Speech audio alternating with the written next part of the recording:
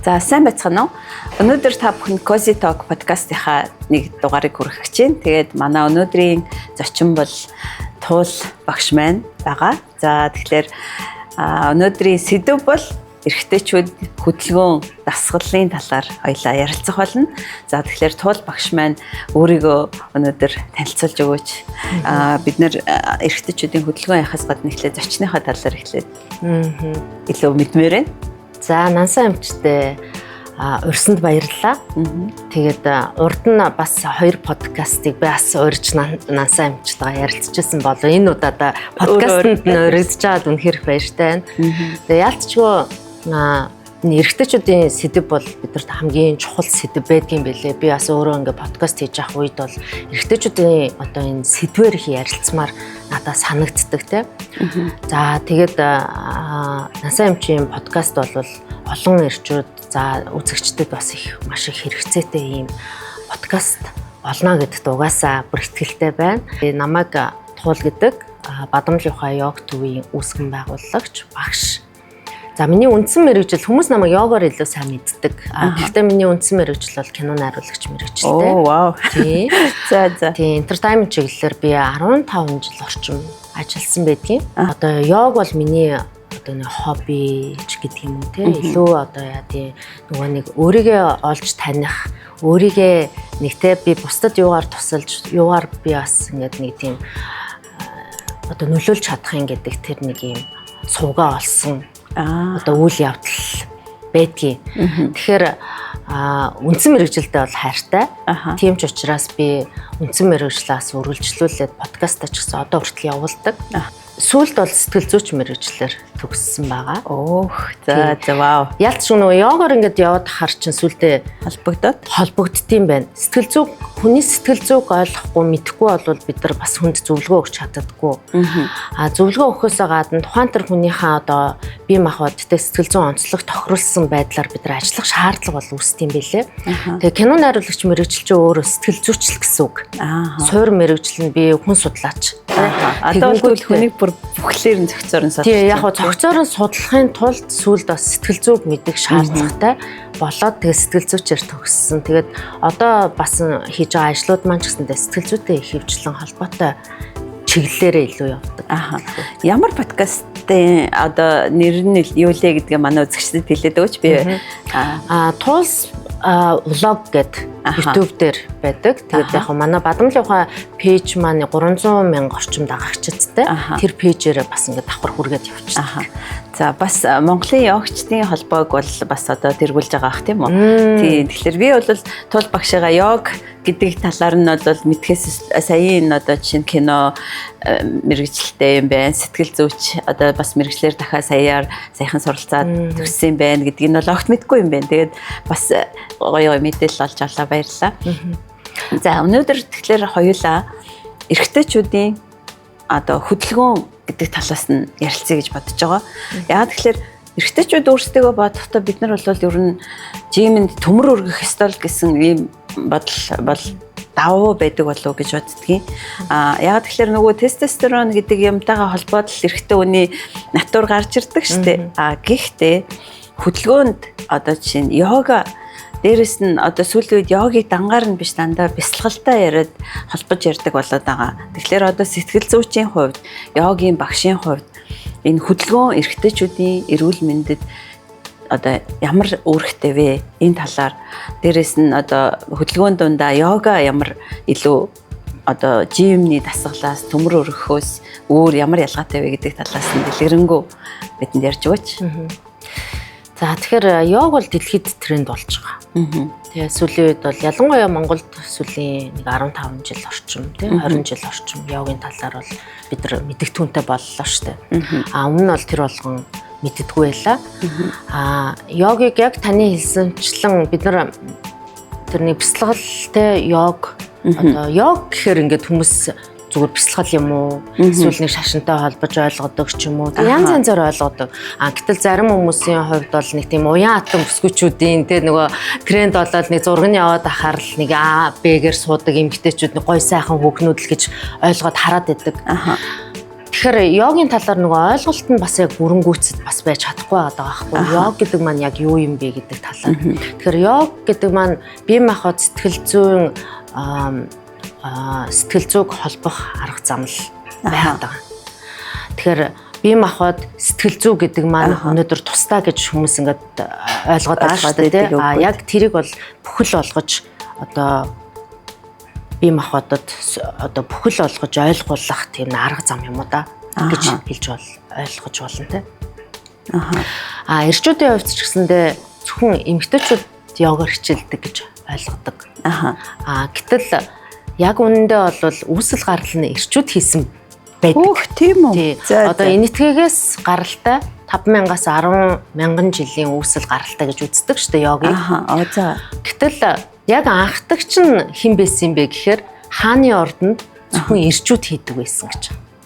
За. Одоо бол эсрэгээрээ солигдсон. Өөр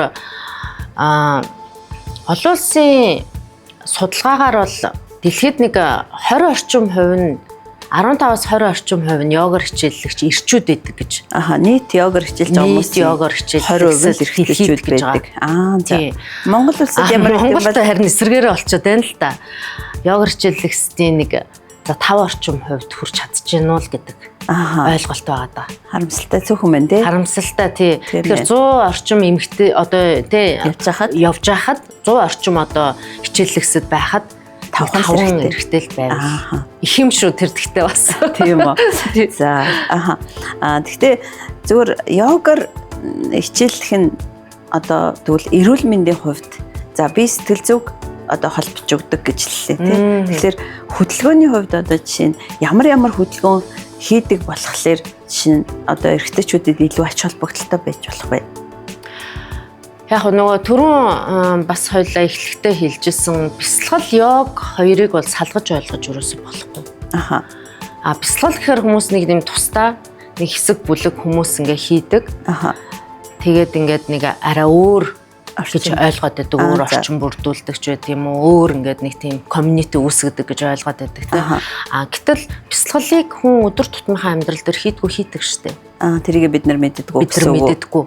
Бид нар алхаж байхдаа бясалгал хийж болдог. Бид нар юм ууж байхдаа, хоолоо идэж байхдаа бид нар бясалгалыг хийж болдог. Тэ? Бүхий л одоо ажиллаа хийж байхдаа ч бид нар төвлөрч чадах юм бол бясалгалыг хийж болдог. Бясалгал гэдэг маань тийм хэцүү зүйл биш байгаа байхгүй. Бясалгал гэдэг маань яг одоодоо оршихыг л хэлээд байгаа. Яг энэ цаг мөчид төвлөрөхийг л хэлээд байгаа. Гэтэл бид нар яг хоол идэж байхдаа өөр зүйлийн талаар бодоод өөр зүйлийн талаар одоо маргаашийн талаар эргцүүлээд өнгөрсний талаар эргцүүлээд юм уу те ингээд идчих юм бол нөгөө хоол идснээр ч бид нар мэддэг шүү дээ гиз дүүрцэн л байж идэг нөгөө урталт байсан тавхтай хоол дуусчихсан л байж идэг те гэтэл нөгөө монголчууд хүртэл эртээр үеэс ярьдаг байсан шүү дээ 36 удаа ажиллаж илжнэ энэ бас бясалгалын нэг төрөл болоод байгаа байхгүй хүн ч ажиллаж байхдаа яах юм тэр амтыг мэдэрч чинь тэр тэгж ажилтан дээр анхаарч чинь за тэгээд одоо яг одоодоо оршиж чинь тэр хоолыг бүрэн дүүрэн одоо тэ амдаа орхоос ахвал бүхэл процессуудыг ингээ мэдэрч байгаа. Тэгэхээр яг зөвхөн одоодоо төвлөрч чинь яг одоодоо төвлөрч чинь тэр үед тарих амарч идэм байна. Зөв. Тэгэхээр йог бол орчин үеийн хүмүүст зориулагдсан хамгийн одоо сайн дасгал хөдөлгөөн гэж хэлээд байгаа. Тэгвэл тэр чинь одоо бидний нөгөө стрессийг хамгийн сайн бууруулах юм чинь яг байна. Бид нар яг йог хийж явах үедээ бол хизээч өнгөрснийг ирээдүг боддоггүй. Бид нар тэр би яаж сунж гин өвдөж гин үгүй юу яг одоо надад ямар мэдрэмж төрж гин яг тэрэн дээр л анхаардаг. Хүн цаг 30 минут йог хийлээ гэхэд тэр цаг 30 минут бол та өөрөө өөртөө л ажиллах тэр цаг байдаг. Нэрээ тийм бах тий. Тийм одоо жишээлбэл өвдөж гин минийх ямар хатуу байна ч гэдэг юм уу те зүгээр л дан мэдрэмжэн дээр ажиллаж байгаа шүү дээ. Тэр маань өөрөө яг бясалгал болоод байгаа. Тэгэхээр яг орчин үеийн хүмүүс зориулсан хамгийн сайн одоо дасгал хөдөлгөөн бясалгал юм аа л гэж хэлээд байгаа. За би тэгвэл нэг юм асууя. Йог хийж хахад ингээ хүрд ангойн гэж яриад байдаг юм хэллэг байдаг тий. Тэгэхээр тэр хүрд 7 хүрд байдаг гэдэг тэр ямар учиртай юм тэр хүрд гэж юу юм ер нь Тий, сүүлийн үед нөгөө хүрднүүдийн талаар айгүйх ярьдаг болсон. Тэгээ хүрд гэхээр нэг хүмүүс агаарын юм ойлгоод байдаг л да, нэг тийм хэсэглийн юм яриад байгаа ч юм шиг тий. Гэтэл яг шинжилгээ ухаантай ингээ холбоод тайлбарлчих юм бол дотоод чөөрлийн булчирхаанууд л гэсэн үг шүү дээ. За. Бөөрний дээд булчирхаа, тэгээд төрөө булчирхаа, одоо эрэгтэйчүүд ярьж байгаа учраас төрөө булчирхаа, эмэгтэйчүүдэд өндгөвчний талаар ярина тий. Нойр булчирхаа, сэрэ булчирхаа, бамбаа булчирхаа, тэгээд боргоцоо булчирхаа, өнчөд арих гэл ингээл нөгөө дотоод чөөрлийн булчирхаанууд чинь ингээл холбогдоод ярьчихна. Сэрэ булчирхаа гэх тий. Тэгэхээр угаасаа дасгал хөдөлгөөн хийж байгаа үед яах юм? Тэр нөгөө булчирхаанууд чинь л идэвчээд эхэлнэ шүү дээ. Тэгэхээр тэр нөгөө хүрд нээгдэн, идэвчин, тэнцвэрчин л гэж яриад байгаа зүйл байхгүй. Тэрнээс үшнийхээ тийм агаарын зүйл яриад юм уу? Хийсвэр ойлголт ерөөсөө биш. Мэдээж яриг дотоод чөөрлийн булчирхаа өөрийн гэсэн гормонуудыг хариуцж идэг. За тэгэхээр тэр дасгал хөдөлгөөн хийгээл одоо яг тийм тухайн тэр өөр дасгал хөдөлгөөн хийн. Арцгийн эсгийг дэлгэж те хаах байдгийм үү? Эсвэл одоо яа тийм нойр булчирхаа гэдэгчүүлнэ гэхэд чинь дандаа юм мушгаа дасгалууд хийдэг. Сэрэ булчирхаа гэж чинь дандаа сэж одоо юу яасан дэлгэсэн дасгалуудыг ингэж хийж идэг те. Бамбаа булчирхаа гэхэд чинь нөгөө нүрийн йогийн дасгалуудад хүртэл бамбаа булчирхаа гэдэгчүүлсэн дасгалууд түлхүү байж идэг. За. Нөгөө хүзүүний одоо өршлөө нуглааг арилгана гэж сунгасан дасгалуудыг бид нар ингээл хийдэг. Тэгэхэд дандаа энэ бамбаа булчирхаа гэдэгчүүлж идэг гэх мэтчлэн. Уруу арсан байрлал бид нар толгой дээр тогтох байрлал гэж мэдэн шүү дээ. Тэр байрлалууд чинь ч гэсэндээ одоо энэ боргоцоо булчирхаа нөгөө өнчин тархийг төвчүүлж идэг. Гэл ингээл бүх одоо жишээлбэл чакраны дасгалууд гэж тустай байж байгаа. Чакра гэж юу вэ? Чакра гэдэг чинь ерөөсөө хүрд хойрог эргэлт гэсэн утгаар л орчуулдаг. Тэгэхээр нэг тийм энийг болохоор хэлэхдээ нэг тийм хүний одоо чакра яг тэр хэсэг дээр нэг тийм энергийн хүрд байгаа. Тэр хүрд бол тогтмол ингээд нэг юм одоо хөдөлгөөнтэй байж идэг. Хит идэвхжиж болдгоо, хит одоо зогсонгоших юм уу, эсвэл удаашрах юм уу хөдөлгөөн хортой гэж үздэг. Тэр бол яг тэнцвэртэй тогтмол үйл ажиллагаатай л байх хэрэгтэй. За тэгэхээр дотоод шүүрэл гэдэг маань ер нь бол хүний нөгөө тэнцвэрт байдлыг хадгалж идэг шүү дээ. Тэгэхээр хүмүүсийн нүдэнд ингээд хүмүүс даавар гэдэг үгийг ойлгодгоо. Одоо чинь даавар гэхэлэр нэг шингийн юм нүдэнд харагдах зүйл гэж ойлгоод идэг байхгүй юу? Гэтэл энэ маань цуснд гарч идэг, ялгарч идэг нүдэнд харагдахгүй хэмжээний тийм маш микро хэмжээний мөртлөө хүний бие физиологийн тэнцвэртэй байдлыг одоо зохицуулж идэг.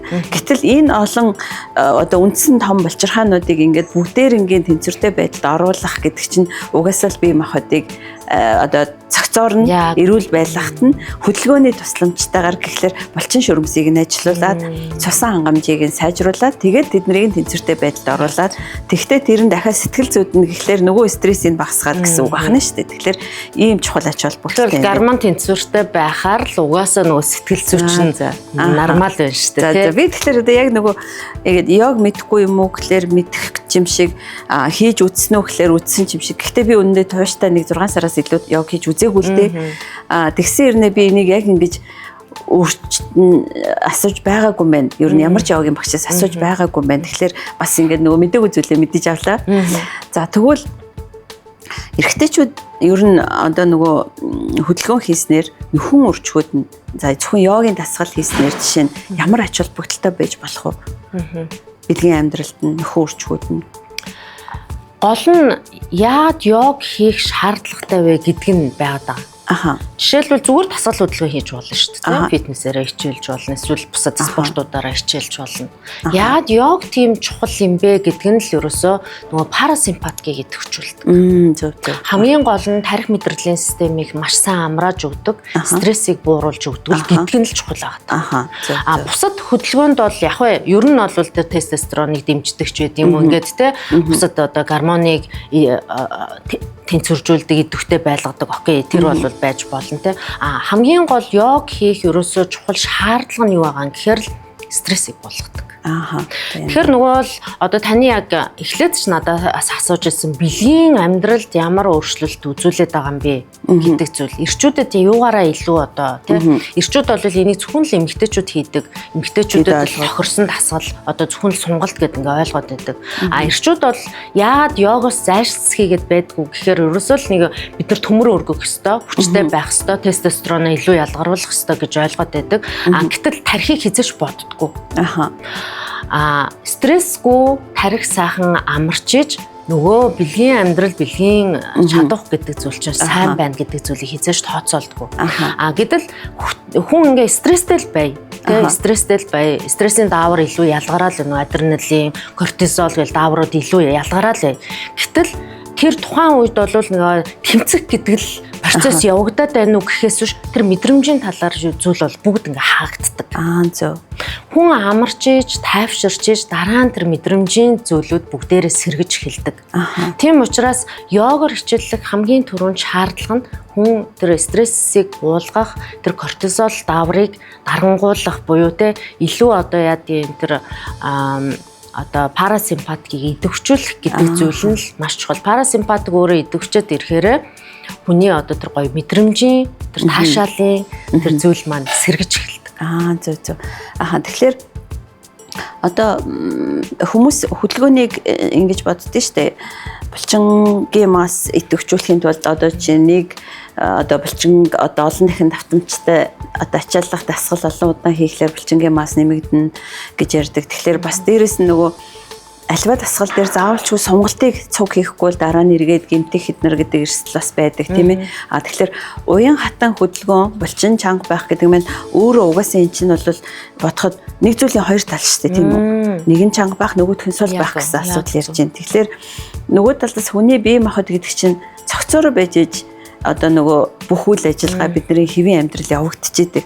Гэтэл бид нар зөвхөн одоо юу гэдэг ганцхан хөдөлгөөн хийсэн ч гэсэн тархи амраахгүй л эргээд тэр хөдөлгөөний мань үр дүн бүхэл бүтэн бие нөгөө амьдралын чанарт маань бүрэн сайн нөлөөлж чадахгүй гэсэн үг тийм үү. Тэгэхээр за би ойлгохдоо нөгөө би яг нөгөө йогт яваад эхэлж байхад нойронд аягүй сайн нөлөө үзүүлж ирснийг бол маш сайн сандаг. Угаасаа бараг тэр үед би йогт явж эхэлсэн шалтгаан нь миний нойр хямраад байсан учраас.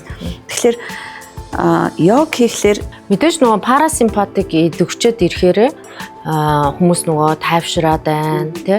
Одоо йогыг бол нөгөө тайвшрах хэрэгсэл гэж хэвчлээ ойлгоод байдаг штэ. Амар амгалан байх, тайвшрах гэдэг нэг номерт явдаг штэ тий. Тэгэхээр хамгийн гол нь йог хийхээр парасимпатик идэвхждэг. Тийм учраас тайвширсан, амарсан мэдрэмж авдаг. Нойрны чанар илүү сайжирдаг. Тийм. Гэхдээ тэнцвэржүүлнэ. Одоо ингээд хүмүүс ингээд бодохоор ингээд нэг унтаа байдалд ингээд орчих юм байна ч гэдэг юм уу те? Үгүй. Хамгийн гол йогийн өгөөд байгаа зүйл бол тэнцвэртэй байлгана. Тэр таны саяны ярьсан булчин хит чанга байж болдгоо, хит сул байж болохгүй те. Энийг ч гэсэндээ тэнцвэржүүлнэ. Бүх зүйлийг тэнцвэржүүлнэ. Одоо сэтгэл санааны байдал, бие махбодын байдал те. Йог дотор бол тэнцвэрийн дасгалж ордог, хүчний дасгалж ордог, сунгалтын дасгалж ордог. Хүмүүс ганцхан сунгаад байдаг гэж ойлгоод байдаг. Гэтэл үгүй. Хүчний дасгалыг хүртэл оруулж өгдөг тодорхой хэмжээнд зогсоох, зүгээр л нэг планк барих хүртэл байж л байдаг шүү дээ те. Банз байрлал гээл бид нар тий. Дэшээ харсан банз, доошоо харсан банз гэл ингээл байж л байдаг. Тий. Тэгээ толгой дээрээ тогтдог. Яг үнэндээ бол одоо ингээд заримдаа тамирчид орж ирж хичээллээд ямар хэцүү юм бэ гэж хэлдэг штэ. Тэгэхээр ингээд яг тэр нэг юм одоо хүмүүс бол зөвхөн л хүчний юм хийгээл ах юм бол энэ одоо мундаг сайн гэж ойлгоод байдаг. Гэтэл яг йог дээр бол тэр төвчээрийг суулгах гэдэг зүйл бол бүр нэг номерт яригддаг. Хамгийн түрүүнд йогоор хичээлсэн хүмүүсийн төвчээр сууж эхэлдэг. Төвчээр суугаад ирэхээр энэ чинь ганцхан дасгал хөдөлгөөн дээр төвчээр биш шүү дээ. Амьдрал дээр бүр төвчээр хэрэгтэй болно шүү дээ. Энд чинь те бүх зүйлийг төвчээр. Тийм учраас йог гэдэг хүмүүсийн хувьд харьцангуй сэтгэл зүйн одоо хямралыг даван туулах ганцхан йог хийдэг хүн хямардгүй биш шүү. Йог хийдэггүй одоо йог хийдэг хүн өвддөггүй биш. Хямардгүй биш. Тэд яг л ижилхэн одоо бүх хүмүүсийн туулдаг замналыг туулдаг. Гэхдээ даван туулах чадвар хамаагүй илүү байдаг. Хэрвээ та эрэгтэйчүүдийн эрүүл мэнд, бэлгийн амьдрал, эрэгтэйчүүдтэй холбоотой шинжлэх ухаанд тулгуурласан, нотлохоонд тулгуурласан мэргэжлийн хүмүүсийн яриа мэдээллийг авахыг хүсч байвал шинэ тутамд нь мэдээлэл чинээр сонсохыг хүсвэл манай Cozy Talks-ийн подкастыг subscribe дараарай. Тэр болгон шинэ бичлэг орох болгонд танд мэдээлэл очих болно. Баярлалаа. Гэтэ би ингээд анзаараад ахлаар миний ингээл харж байгаа йогоор тууштай хичээлж байгаа хүмүүс бол бүр нүдэн дээр л гоё болоод идэг. Эрэгтэй эмэгтэйгүү. Одоо би бол нэг найзгаа мэдэн л дээ. Ингээд эхлээд бол эрэгтэй хүн болохоор одоо нэг йог хийхгүй болов гэж би бодсон. Гэтэл эхнэр нь нэг дагуулад найз юм байна. Хоёлаа миний найз. Тэгэнгүүт би нэг нөхрийгээ дагуулад йогт орсон. Явах уу гэсэн чи бүр сонирхоод яваад байгаа гэд. Одоо бүр 2 дахь жил, бараг 3 дахь жилдээ хийж гинөө мэдгүй. Тэгээд нөгөө хөвлийн ингээд харгалах гад эхэлжсэн чинь дах болцсон. Эхнэрийн ч гэсэндээ ингээд нөгөө бид нар чинь ингээд нас ахаад ирэхлээр эмгтээчүүд харгалаад эхэлдэг байсан чинь тэр бас байхгүй болцсон. Тэгээд нүдэн дээр нөгөө хоёр маань бүр гоё болоод ирсэн. Тэгээд стресс тэр дээрээс нь одоо нөгөө стрессийн гаралтай кортизолын таргалал, тэмдгийгээр таргалах гэдэг юм дээр бол би йогыг бол үнэхээр асар гайхамшигт юм байна гэж анзаарсан. Тэгээд нөгөө талаас харахад ямар сандаа баг энэ йогийн хийдэг хүмүүсийг би одоо ингээд бараг дандаа л юм цагаан ол идэл эсвэл дандаа л ингээд нэг юм хоолны тэглэм барьж идэг хүмүүс байд юм болов гэсэн чинь үгүй юм бэлээ. Тэгэхээр йог хийхэд жишээ нөгөө одоо зарим тохиолдолд эмчилгээний бусад үр дүнгуудад бас нөлөө байдгүй. Одоо өөр эргэтний эмчилгээ хийж гэдэг юм уу те. Жишээ тэр хүн ходоодны шархнаас болоод эможитл үр дүнгuu байж итл йог хийгээд ийм болдог гэдэг юм уу. Эсвэл одоо өөр мэдрэлийн нурууны ялангуяа эрчүүдийн хувьд бол нурууны асуудал зөндөө байдаг. Тэр нурууны өвдөлт маш их байдаг. Тэгэхээр айгүй том булчинтай мөртлөө тонгоогоод ингээд юм авч чадахгүй. Амсаа бараг ингээд олоход тонгооход хэцүү ч гэдэг юм ийм асуудалтай байх юм бол бас хэцүү үстэй тийм. Хэцүү штэ. Тэгээд тэгэхээр тэр бусад өргөтний одоо эмчилгээнд дээр үр дүн хэрэг байна. Би бол нэг тийм одоо таныг эмчилчин ч гэдэг юм уу те одоо эмчнэрийн хажуудад би нэг яхахтар эмчилчин гэж ярмааргүй байгаа. Ер нь бол яг хамгийн гол нь энэ өршин сэргийлэлт хийх. Бид нар өнөөдөр өвдчөөд дараа нь яа да гэдтэй ингээ хашгиж явах биш. Өршин сэргийлэлт гэдэг зүйл чинь айгүй чухал байгаа штэ. Тэгэхээр йог бол нэгдүгürt маш сайн өршин сэргийлэлт болж өгдөг. Хоёрдугаар мэдээж эмчилгээ болно. Эмчилгээ болохдоо мэдээж энэ зүгээр нэг юм тариад одоо тэр симптомыг арилгачиж байгаа биш. Энэ өөрөө өөрийнхөө одоо эд эсийг сэргээх маягаар байгалийн жамаар нь хийгдэж байгаа учраас хугацаа хэрэгтэй. Тийм учраас юу гэж зөвлөдгөө гэхээр хэд хоног хичээллээд 1 сар ч юм уу 2 сар ингээд өдөр болгоо ингээ хийгээд юм уу магадгүй ингээ 7 хоногт 3-4 удаа хийгээд хаях биш. Энийг бүр амьдралынхаа хэм маяг болгож хөвшүүлэх, дадлагжуулах гэдэг зүйл, дадал болгох гэдэг зүйл бол хамгийн чухал. Тийм эмчилгээ бол болно. Мэдээж эрэг йогоор удаан хичээллээд маш олон өвчнийг даван тулцсан хүмүүс байж байгаа. Жишээлбэл нурууны өвчлөл гэдэг та сая ярьлаа те. Нурууны өвчлөл за хамгийн сүүлийн шатанд бол угаасаа л хагалгааны заалтанд очдог штеп. Заавал хагалгааны заалтанд хүргэх биш те. Өвдөөд эхэлж байгаа үед юм уу? Эсвэл бол өвдөөд жоохон удаан хугацаанд явцсан хагалгааны заалтаас өмнө одоо нэг үеуд байгаа штеп те. Энэ үед бол нуруу бүрэн дасгал хөдөлгөөнөөр эмчлэгдэх боломжтой. Тэгвэл хамгийн гол йогийн нэг чухал зүйл бол одоо манай энэтхэг багш нар хүртэл ингээ ярьдیں۔ Йог амьсгалгүйгээр йог гэж байна. Яагаад йог ингээд хийхээр парасимпатик идэвчээд хүний тэр одоо тархи мэдрэлийн систем амраад те ингээд байгаа юм гэхээр ерөөсөө амьсгалтай гол чухал зүйл байна. Суурь нь амьсгалын техник нэгдүгээрт байдаг. Хоёрдугаар тасгал хөдөлгөөнийг тий. За мэдээж эрүүл зөв хооллолт гэж байгаа одоо сайн амралт байж байгаа тий. Энэ зүйлүүдийг бид нэр идэвхтэй тэнцвэртэй байлгах хэрэгтэй л гэж үзээд байгаа. Хамгийн чухал зүйл нөгөө нэг йог дээр бол нэгдүгээр зөв амьсгал гэж ярьдаг. Зөв амьсгал нөгөө хүн амьсгал хилээд байгаа юм л да.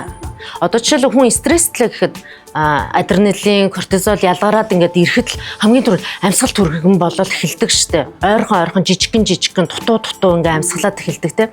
Гэтэл хүн яг тухайн үедээ нөгөө хевлэр рүүгээ оруулаад те удаан яг ингээд мэдрэмжтэй, ухамсартайгаар амьсгалаад ингээд эхлэхэд л тэр кортизол дарагдчих эхэлдэг баг.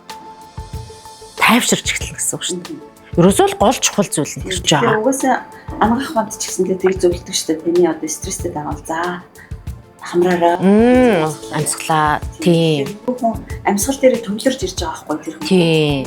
Гүнзгий амьсгалахаар хүн тайвширдаг. Өөрлөгөө илүү анхаарч чинь. Дээрэс нь амьсгалаар шууд тэр бие махбодыг бас удирдах эхэлж байгаа байхгүй юу те? Амьсгал хаана л гэж үзээд идгийн. Ер нь йог дээр болвол тэгэхээр йогийн дасгал хийж байгаа болвол амьсгалын техник заахгүйгээр буруу амьсгалуулаад йог хийн гэсэн ойлголт ерөөсөй байхгүй. Хэрвээ магадгүй зүгээр тийм йог хийж байгаа бол та зүгээр л дасгал хийж байна. Зүгээр л exercise дасгал. Тэрнээс биш йог бол биш шүү гэж зөвлөдөг байхгүй юу? За тэгэхээр буруу амьсгал хийж байгаа мó зөв амьсгал хийж байгаа мó яаж мэдэх юм? Тэгэхээр ерөөсөө л нөгөө хөвлийн амьсгалыг л хэрхэмлэн. Тэгээ нөгөө гараа гид сэвлэн дээрээ байрлуулж агаад амьсгал авахд ерөөсөө л гид зурагшаа яг шаар хийж байгаа юм шиг зүтэйгээд амьсгал гаргахад гид сэвлийн хойшоо татагдж байгаа энэ амьсгалыг л гүн амьсгал гэж хэлээд байгаа байхгүй юу? Тэгэд зөв амьсгалч гэж бас хэлэх тодтгол нь бас нэг тийм зөв биш. Гүн амьсгал ерөөсөө нөгөө хөвлөө рүүгээ оруулж амьсгалах буюу уушгийнхаа багтаамжийг нөгөө уушгаа бүрэн дүүрэн ашиглаж амьсгалах. Гэтэл яг нөгөө дутуу амьсгалж байгаа хүмүүсийн хувьд уушгийнхаа багтаамжийн ерөөсөө 20-30% л ашиглаж амьсгалдаг юм байна л да. Тэгэнгүүт эн чинь өөрөө амьсгал дутуу байгаад ирэхээр яах юм? Бие махбодод очиж байгаа хүчил төрөгчийн хэмжээ дутуу байх нь байна. Сэтгэл санааны хувьд бас одоо стресстэй, хүндэлтэй байх нь байна. Гэл ингээд л олон зүйл яригадаад эхэлнэ л дээ. Тэгээ булчин чангарч чинь байнга л нөгөө кортизол нөгөө дааварч нь л те нэг стрессийн дааварч нь л байнга тогтмол ялгараад ах нь. Тийм учраас дутуу амьсгал жижигхэн амьсгалаад яваад байна. Байнга булчин ингээд чангараад яваад байна. Ингээд ирэхээр яах юм нөгөө хүзүүн мөр чангардаг. Тэгээ бие махбод дандаа таагүй оргиж идэг. Сэтгэл санаа хүртэл ингээд хэцүү те таагүй ингээд оргиж идэг энэ зүйл маань байнга л нөгөө дутуу амьсгалтай холбоотой гэж бас үзээд идэв. За тэгвэл хөвлөгөөрөө амьсгалаа. Эрэгтэйчүүдийн одоо төрөө булчирхайнд одоо сайн гэдэг юм уу? Бэлгийн амьдрал сайн йогийн ямар дасгалууд байдгийг. Тэгэхээр одоо энэ цавны хэсгийн одоо булчин одоо суллах буюу те хит нөгөө зангирсан чангарсан байх юм бол стрессийн дааврыг илүү ялгаруулдаг гэж бас үзээд байгаа. Тэгэхээр нөгөө дээд биеийг доод биетэй холбодог энэ цавны дотор явж идэг сөөс гэсэн булчин байгаад байгаа. Тэр булчин ч өөрөө яг стрессийн даавар ялгарангуут татдаг, чангарчдаг. Тэрийг суллах нь айгүй чухал гэдэг. Тийм учраас бид нар нөгөө нэг А, Б-гээр сунгах гэж яриад байдаг шүү дээ, тий. Шпагат суун гэж яриад байдаг, тий. Асуулт гэж ярьдаг, тий. Ихэвчлэн тэрэнд бэлтгэсэн дасгалууд байдаг. Хөлийнхөө уулыг нийлүүлчихэд нөгөө эрвэхэ байрлал гээд хөлнөөсөө барьчаад өвдгийг дээш нь доош нь ингээд савлдаал ингээд байж идэг те. Жишээлбэл тэр дасгал бол ирчүүдэд маш сайн. Өглөө босоод юм уу, оройн унтахтаа ч юм уу, эсвэл өдөр нэг цаг зав гарах юм бол кино үзэж байхдаа юм уу, яг тэр эрвэхэ байрлалаар ингээл өвдгөө дэвэл дээш нь доош нь ингээл суун. Дээрэс нь нөгөө өвдгийг дээш нь өргөөд ингээд нэг тойрог хэлбэртэйгээр бас нэг ингэж хөлийг эргүүлдэг шүү дээ те. Энэ дасгалч гэсэндээ яг тэр цавны хэсгийн тэр булчинг одоо тэнцвэржүүлж өгөх те хит бас суллах нь хаашаа. Гэхдээ яг тэнцвэртэй байх. Ер нь бол эрчүүдийн одоо булчин масс чинь илүү эмэгтэйчүүдийнхээ бодол чанга байдаг штэ. Тийм учраас эрэгтэйчүүдэд сунгалтын дасгал хийх нь хамгийн сайн гэж бас үздэг. Яа тэгэхээр би нөгөө төрөө булчирхааны гэж асуугаад байгаа маань төрөө булчирхаан өөрчлөлийн одоо жишээ нь хэлбэрүүд байдаг л да. Тэгэнгүүт тэрний багаарцгийн өвдөлттэй хэлбэр маш их түгээмэл байдаг. Тэгээд шинжилгээнд дээр авахт ямар ч бактери байхгүй, өрсөл авахгүй, халдвар байхгүй мөртлөө өвдөд байна гэсэн завартай хүмүүс зөндөө байдаг байхгүй юу? Тэгээд тэр хүмүүст бол би нөгөө заримдаа йогийн дасгал хийвэл бас хэрэгтэй юм болов гэдэг үгнээс асууж байна л да. Тэгэхээр яг онлын үндэстэй сонсогдоод байгаа. Яагаад гэхээр эн чинь өөрөө тэр хавийн цусан хангамжийг сайжруулахаас гадна бас дээрэс нь нөгөө булчин шуурмсыг суллаж өгөхлөөр чи мэдрэлийн төсөглүүдийг нь бас чөлөөлж өгч байна гэсэн үг шүү дээ тий. Тэгэхээр өвдөлт үүсгэж байгаа механизмыг ч бас багасгаж өгөх нь байна. Дахиад дээрэс нь тийш очиж цусны эргэлтийг сайжруулж өгнө гэдэг чинь үйл ажиллагааны яг зөв тий. Цусан хангамж муу бол ирэхээр чи угаасаа л нөгөө эргэтэн чинь цусан хангамжаар дүүрчиж л дэшээ босон шүү дээ тий. Тэгэхээр эн чинь нэгдүгээр дасгал хөдөлгөөн хийж байгаа нь нөгөө тархинд бас нөлөөлж байна. тархинд нөлөөлөөд нөгөө гоё амрах, тийм тайвшрах мэдрэмжийг ингээ аваад ирэхээр эргэтэн сайн босох, чангараах тий дээрээс нь нөгөө дасгал хөдөлгөөн яг тэр хэсгийнхэн цусан хангамжийг сайжруулад ирэхээр бас сайн хөвчрөх, сайн одоо босох ч гэдэм юм уу тий яг энэ байдал нь нэмэгдэж өгч байгаа гэсэн. Надад бас нэг юм асуумар санагдаад байгаа нэг зүйл нь одоо йогийн дараа швасана гэдэг чинь одоо швасана гэдэг нь ямар утгатай одоо ингээд нэг минут ч юм уу 5 минут ч юм уу 10 минут ч юм уу гэдэг ертөнцөөс тасрал нэг сайхан амарчдаг. Тэгэнгүүтээ яг тэр үед ингээд нөгөө шүн ойргүй байгаа хүн ч гэсэн тэр хүн хооронд ингээд нэг гоё амарч чаддаг тий. Тэрний ичид юу вэ? Тийм швасан гэдгийг яг орчуулах юм бол тийм цогцос гэдэг утгаар орчуулагддгийг, үхтэл гэдэг утгаар. Тэгэхээр бүрэн чөлөөлж ин гэсэн үг шүү дээ нэгдүгürt бие те бүрэн ингээд юунд захирагдахгүйгээр. Швасан дээр яг нь ер нь яг жинхэнэ одоо хийх хувилбар нэг тийм унтахгүй завсар гэж байгаа. Ихэнх хүмүүс унтцдаг л да. Бүр ингээд тасраад ингээд унтаад ингээд яачдаг тэгээ сэрдэг те. Гэтэл яг одоо жинхэнэ хувилбар бол унтахгүй завсар. Тэгэхээр нөгөө тархины долгионыг тета долгион дээр авчиж байгаа гэсэн үг. Тэгэхээр нөгөө нойрны одоо яг хэмнэлүүдийн чинь нэг альфа, бета, тета эднэр гэдэг хаваадаг юм байна шүү дээ. Тэгэхээр тэрэн дээр нь авчиж. Тэгэхээр нөгөө ухамсаргүй яг бүс дээр авчнаа л гэсэн үг. Тэр үед ингээ хэлж байгаа одоо тэр багш ингээд юм ярьдаг шүү дээ тий. Тэр хэлж байгаа үг болгон яг далд ухамсарын хэмжээнд одоо ховсын хэмжээнд бүр очих тийм бүрэн боломжтой байдаг.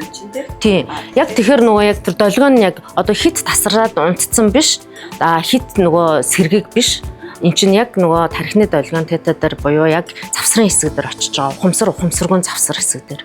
Тэгэхээр тэрэн дээр хэлж байгаа тэр суллах одоо та тайвшрээ тэ одоо тэ бие бүхлээр нь мэдрээ гэсэн тэр болгон өөрөө маш сайн далд ухамсарын хэмжээнд бүр нөлөөлж байгаа л гэсэн үг. Багшийн тэр удирдах байгаа тэр үйлдэлүүд ингээд ондуулцдаг юм болов эсвэл тэр йогийн хөгжмийн ингээд нэг юм хэмнэл нь ундуулчдаг юм болов гэж бодоод идэгсэн баггүй би. Яг багш удирдах тусалж л юм да тэ ингээд нөгөө тэр болж байгаа асуултыг ингээд тийм тэр чинь бүр одоо бүр хуруунасаа ахуулаад бүх хэсгүүдийг мэдрүүлдэг шүү дээ тэ. Энэ нь болохоор нөгөө санамсрын бясалгал гэж одоо хэлээд байгаа шүү дээ. Mindfulness гэж яриад байгаа тэ.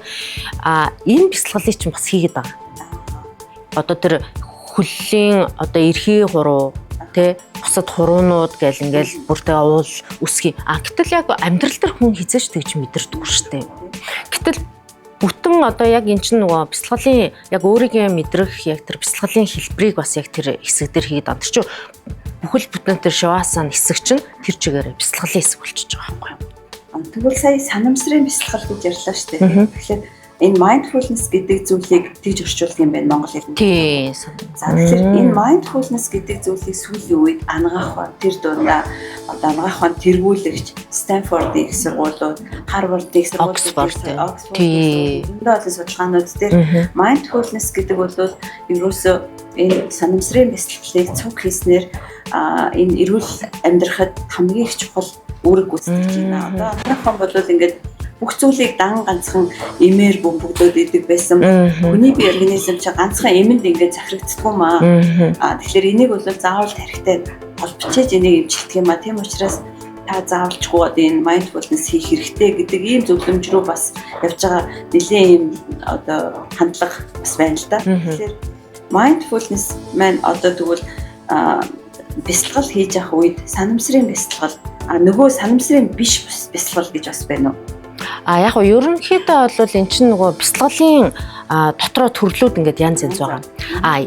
Тийм зөндөө олон төрлүүд байгаа. Одоо эн чинь бүр нөгөө буддийн бясалгал хүртэл ингээл те анхны үүсэл гарал нь буддийн бясалгал гэл ингээл явж байгаа штэ. Тэгээд тэр чинь нөгөө орчин үед ингээ өөрчлөгдөд олон төрөл ингээд болчихсон байж байна. Гэтэл эдний одоо те аль нь ч байсан эцсийн зогсоол нэг л зүйл дээр очих байхгүй. Хүн зүгээр л яг нөгөө одоодоо байх, өөртөөгөө ажиллах, өөрийгөө бүрэн дүүрэн мэдрэх, өөрийгөө одоо хянах буюу өөрийгөө захирах гэдэг л асуудал байна. Ингэснээр эцсийн зорилго нь юу юм гэхээр амар амгаланд хүрэх, ад жаргалд хүрэх гэдэг байна. Тэгээ амар амгалан чи ер нь одоо сайн явж жаад ад жаргалаа. Тэгэхээр нөгөө йог төр хүртэл байгаа зү. Одоо жишээлбэл санамсрын бясалгал гэхэл тусад нь авч үзэл ингээ хийгээд байгаа. Гэтэл энийг бүр нөгөө орчин үеийн шинжилгээ ухаанаар хүртэл ингээ олон сургуулиуд судлаад энэ бол үнэхээр хүний одоо тархи мэдрэлийн систем нөлөөлт юм байна. Үнэхээр стрессийг бууруулт юм байна. Үнэхээр бие махбодод ийм өөрчлөлтүүдийг үзүүлт юм байна гэж шинжилгээ ухаанаар гаргачихсан байж байна, тэ. Гэтэл йог төр ч гэсэндээ дэлхийд дахин маш их судалгаа явж байгаа. Йогийн чинь нэг хэсэг нь энэ бясалгал байдаг. Тэгэхээр нөгөө йог бясалгал хоёрыг салгаж ойлгоход хэрэггүй гэд. Тийм. Йог гэдэг маань өөрөө хөдөлгөөнд бясалгал юм аа. Энэ дотор ч бясалгал хамтдаа яваад байгаамаа. Хөдөлгөөн бол биеийг бэлдэж өгч байна. Бясалгал бол энэ тархийг бас амрааж өгч байна. Тэгэхээр энэ хоёр нийлжиж цогц зүйл болоод байгаа. Сүүлийн үед ягаад одоо йог руу илүү их одоо ингээ хошуураад тамирчид хүртэл те дэлхийн одоо алдартай тамирчид хүртэл цаана йогоор хичээлдэг хүмүүс байгаад байгаа. Алдартай одоо алдарт хүрсэн тэр бомтнууд хүртэл цаана йогоор хичээлэл ингээл явж байгаа хүмүүс байгаа. Юу чухал байна гэхээр л ерөөсөө л тэр зохицуулалт тэнцвэр гэдэг зүйл байгаад байгаа. Заадвал хоёлаа нөгөө эрэгтэйчүүдийн эрүүл мэндээс гадна бэлгийн эрүүл мэнд гэдэг асуудал руугаа би эргэж оръё гэж бодож байна л да. Тэгэхээр одоо Кеглийн дасгал гэж байдаг шүү дээ. Кеглийн дасгал арцгийн яруулын булчинг чангалж өгдөг. Тэгснээрээ одоо шээсний ялгаралт одоо нэг мэдээгүй шээс алтхыг багасгахаас гадна түргэн дур тавилтыг хэвэн болгож өгдөг гэж одоо Кеглийн дасгалыг анх гаргаж ирсэн философор маш их алдартай болоод Кеглийн дасгалыг одоо сүүлдээ төхөөрөмж болгоод дэлхийд бол энэ бол хамгийн их алдар төрсэн дасгал баг гэж би боддгийг. Яг тэгэхээр Кеглийн дасгал хийдэг гэдэг төхөөрөмжүүдээр өөрөө бизнес олж гинэ гэдэг бол ерөөсөө тэр арцгийн яруулын булчин одоо ажилуулах тийм хүчээр ажилуулах жижиг юмнууд хийчихэд шүү дээ, мөнгө олдог хэрэгсэл болгочиход байна тийм. Тэгэхээр энэ Кеглийн дасгал йогийн дасгалд бол бас байгаа шүү дээ мэдээж тийм ээ. Тэгэхээр шээс задгарахаас гадна хурдан дур тавилтыг удаашруулахад энэ йогийн тэр одоо нөгөө хүрттэйг яаж холбогддог юм бол. Тэгэхээр үндэс хүрд, хувилгаан хүрд гэл ингээл ярихаар үндэс хүрд бол бэлэг эрхтэн анусны яг завсар хэсэгтэр байдаг. Одоо хувилгаан хүрд гэхээр хүүснээс доош 3 хуруу зайд. Яг л нөгөө төрөө булчирхай эмэгтэйчүүдийн өндөрчний одоо харалдаа хэсэгт байрлаж яадаг гэсэн. Энэ бол ерөөсөө хүн өрчхөн идэрхтнийг хариуцсан тийм хүрд гэж. Тэгэхээр йог төр банда барих гэж ярьдیں۔ Банда барих гэдэг маань одоо яг Кеглийн чинь барилт байхгүй. Доороосоо дэшээ ингээд өргөж байгаа юм шиг яг арцгийнхаа булчин чангалдаг. Тэгээд тэрийг нөгөө анусны булчингаар юм хавчиж байгаа юм шиг төсөөлөөрэй гэдэг тийм. Төсөөлөөрэй гэд тийм. Тэгэхээр тэр нөгөө эрэгтэйчүүдэд бол анусны булчингаа мэдэрч гэж байгаа. Эмэгтэйчүүдэд бүр ингээд хоёр төрлөөр заадаг шүү дээ. Бүр өтрээний булчингаа мэдэр, чангалж мэдэр, анус руугаа одоо тий чангалах гэдэг чинь хоёр тусдаа. Эмэгтэйчүүдэд бас арай өөрөөр заадаг. Эмэгтэйчүүдэд нөгөө боол, бөмбөг өндөг бас хэрэглүүлдэг те. Гэтэл эрэгтэйчүүдэд тийм боломж авахгүй. Эрэгтэйчүүдийн мэдрэх хэсэг нь бол анусныхаа хэсгээр илүү мэдэрч. Тэгээ йог дээр бол энийг түгжээс гэж хэлдэг. Түгжээс нь йог дээр 4 түгжээс гэж тайлбарладаг. Тэрний хамгийн доод түгжээс нь яг энэ түгжээс аахгүй. Тэгэхээр яг би ч гэсэн сургалтандаа оруулж үзчихсэн. Би эрэгтэйчүүдэд зориулсан тийм сургалтыг явуулж ирсэн. Сүүлийн үед жоохон зам муутай илүү эмэгтэйчүүдэд зориулаад сургалт ороод байгаа. Эрэгтэйчүүдийн йогийн програм хөтөлбөр явуулж ирсэн гэсэн шүү дээ. Тэгэхээр тэр мэдээч хэрэг их сонирхолтой байсан уу? Эрэгтэйчүүд ер нь йогд явбал юу анхаарах ёстой юм бол? Одоо энэ хоёлыг яриг сонсоод бас зарим хүмүүс нэрээ энэ йог чинь хэрэгтэй юм байна. Би йогд явъя гэх юм бол ямар хувцас гэдэг юм юу бэлдэх ёстой юм бол ер нь? За эрчүүд йог хийх нь маш чухал. Бүр тэр байтугай та бүхний хамгийн хайрладаг төрөө булчирхай одоо бэлэг хэрэгтэнд бол хамгийн сайн гэж бүр хэлмээр байгаа. Миний хувьд ч гэсэндээ хийжсэн туршлага бол байгаа. Би ч нөгөө эмэгтэйчүүдэд зориулсан йоны йогийн сургалтыг явуулдаг штеп. Тэр нь болохоор нөгөө арцаг яруулын булчинг чангаруулах, тэ хит суларсан бол чангаруулах, мэдээж хит чангарсан тохиолдол байгаа штэ. Хит чангарсан тохиолдол суллах, амраах, тайвшруулах ийм йоны йогыг хийдэг. Йоны өндөгтэй йог гэх бүр нөгөө дотор нь ийм чулуун өндөг хийж агаад тэгээ хийдэг ийм йогийн одоо тийм дасгалууд багхгүй юу? Жинхэнэ супер кек юм. Тэгээ би тэрнээс ингээ ахуулаад эрчүүдэд ийм дасгал хийж болох юм биш үү? Гэхдээ эрчүүдэд зохиож байгаа програм маань өөрөө илүү тестостероныг дэмжсэн хүчний дасгалуудыг оруулсан, сунгалтын дасгалуудыг оруулсан. За дээрэс нь хамгийн чухал зүйл нөгөө арцэг эрүүлийн булчинтай хавсруулан хийх дасгалуудыг оруулж өгсөн. Энэ бол үнэхээр сайн програм болсон. Одоо харамсалтай нөгөө сүүлийн жоохон зам муутай энийгээ бас хийж чадахгүй байгаа. Гэхдээ би бол юу гэж харсан бэ гэхээр одоо сүүлийн үед чинь нөгөө арцэг эрүүлийн булчинд анхаарсан зөндөө олон технологиуд гараад байгаа шүү дээ, тийм.